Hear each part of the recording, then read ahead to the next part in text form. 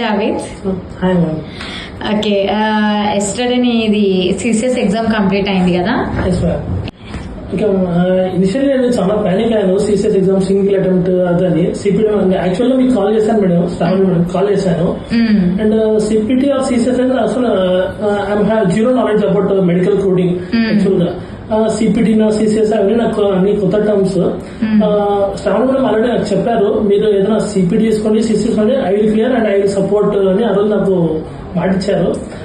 మాటిచ్చినట్టుగానే చాలా సపోర్ట్ చేశారు. For any time A call కైనా రెస్పాండ్ అవుతుంది ఇన్స్టిట్యూట్ తరఫు నుంచి. అండ్ బాగా సపోర్ట్ చేసి క్లాసెస్ బాగా చెప్పారు.